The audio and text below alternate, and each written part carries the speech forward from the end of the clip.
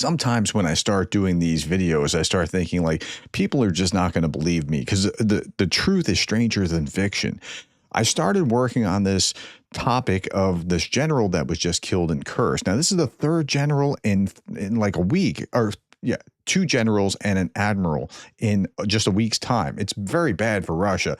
But let me tell you what happened that was just weird. The story expanded significantly. So let's look at this.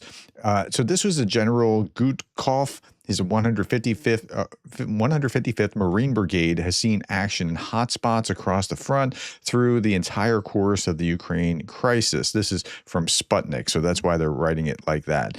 The Kyiv outskirts and the Donbass, including Mariupol to Kursk, playing a key role that in that region's liberation. Okay, that's how they're playing it. But this guy, he's no longer with us. But then there's also something about the unit that was just hit, and it was hit really hard. It was the 155th Brigade. This flag Putin unfurled in his 2024 year-end press conference in a gesture of reverence to all the battle banners our soldiers, this is against Sputnik, is now fighting for Russia. Okay, so this is like, so it would be like the equivalent. I mean, I'm not saying they're this tough, but it'd be like the equivalent of hitting the 101st Airborne, the Screaming Eagles, or something like that. That would be like quite a blow. Okay, so what else just happened? I was just putting this together, and then something broke. Breaking news. A gas pipeline explosion near Vladivostok has cut off supply to parts of Russia's 155th Naval Infantry Brigade, according to RBC Ukraine. The blast sparked a fire that destroyed sections of the Vladivostok pipeline, which powers several military sites along the Sea of Japan. But he's in Kursk. So the thing that happened in Kursk is unrelated to this, but it's the same unit. But this thing just blew up in the Far East in Ukraine. It's like a weird... in Russia. It's a very weird thing to watch. Okay, so what else happened other than the general? It's more than that, just that. Russian mill bloggers report that the entire command echelon of the Russian 155th Naval Infantry Brigade was wiped out in Kursk by 4 Ukrainian HIMARS. Okay, so this was a pretty bad hit, and there are mill bloggers that are up in arms about this. All leadership of Russia's 155th Naval Infantry Brigade has been eliminated, according to Russian war correspondent. Previously, it became known that the brigade's headquarters was targeted by these 4 strikes. And we knew that the general was hit. We knew that, but it was a direct hit on the command post in Kornevo, Kursk region, wiped out General Gudkov, ex-commander of the Russia's 155th Brigade, famous for ordering executions of Ukrainian POWs on camera. I've confirmed that this is something that he had been executing Ukrainian POWs. Gone with him, 20 more invaders, including his deputy. Z-bloggers are now screaming into the void, wondering why no one told them the whole command was turned into paste. So here's a Z-blogger talking about this kind of thing. Yeah, he's not all that happy about this kind of thing going on. So, yeah.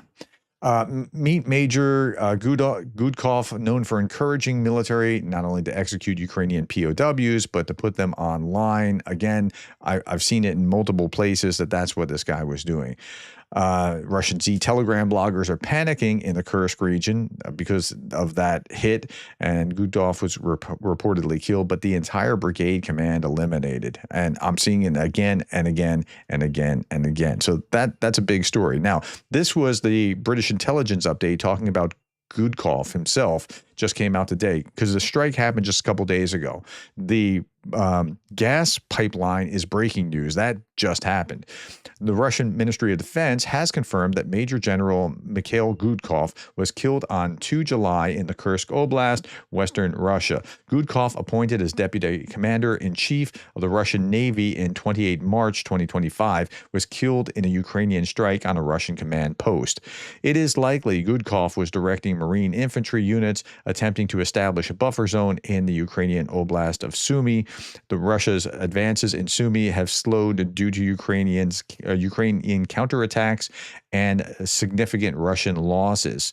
Gudkov was the former commander of the Russian Pacific Fleet's 155th Marine Infantry Brigade. Gudkov is reportedly the second senior Russian general to be killed in 2025, the fifth general killed in the last 12 months, 16th Russian general killed since Russia launched its illegal full-scale invasion of Ukraine.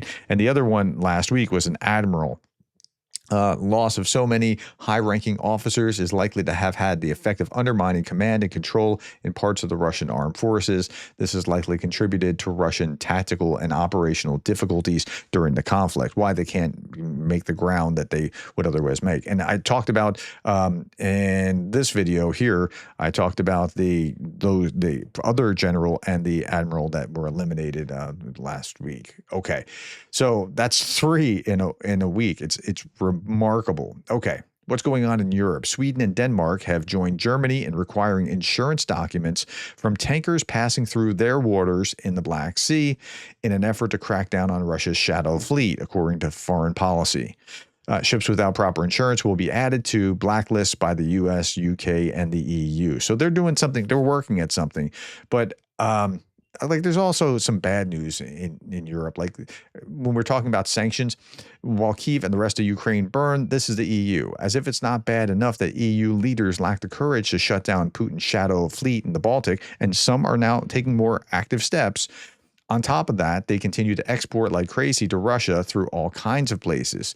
Shame, just endless shame. So these are Germany's exports to Kyrgyzstan, and then Slovakia's to the same country, and Czech Republic. And so they're working around it. I mean, that's what this amounts to. Europe will sink and drown if we don't change, says a French member of the European Parliament, Glucksmann. Macron spent 2 hours talking to Putin about Iran. About Iran. What? Ukraine got 3 times less attention than the Iranian nuclear talks did. Glucksmann's warning, European leaders have become luxury TikTokers, jumping from crisis to crisis without focusing, abandoning their promises to defend Europe. Quote, the tyranny waging war on Europe is once again acceptable because he's the godfather of the Iranian regime. Huh. When everything is fundamental, nothing matters. And German intelligence is also warning that Russia may invade a NATO country by 2029, yet European leaders are back to business as usual with Moscow. I think there is a large faction that wants to just get back to business and ignore all the messiness of the war. Meanwhile, there's more bad news for Hungary. Hungary's Orban came, so I showed you Hungary's Orban showing an advertisement for his opponent, calling him the Hungarian Zelensky. But the Hungarian Zelensky keeps climbing in the polls, and that's bad news for Orban. So Orban is a kleptocrat who has a huge parliamentary majority right now, but is about to lose that huge parliamentary majority when Peter Magyar is voted into his place. It looks like that's very likely to happen in the upcoming election. Meanwhile, Russian propagandist Mardan stated that Azerbaijan, remember there's this rift between Russia and Azerbaijan is thinking of putting a Turkish naval or Turkish army base there in Azerbaijan to protect against the Russians. Well, he's using the same kind of rhetoric that Russia uses regarding Ukraine. He said this, quote, I went and looked into it. Where is the history of Great Azerbaijan that was supposedly interrupted by the Russian Empire's military intervention? I found nothing. There was no Azerbaijan, and I couldn't even find an ethnic group called Azerbaijanis. In fact, with all due respect, it seems that the very ethnic identity we know as Azerbaijanis was apparently also invented by the Soviet authorities. Like, if you said this about the Russians, they would be beside themselves. They'd be foaming at the mouth. But they say this about the Ukrainians. They say this now about the Azerbaijanis. They'll probably say this about anybody who they want to control. Okay, Russia expands military presence in Armenia amid tensions with Azerbaijan.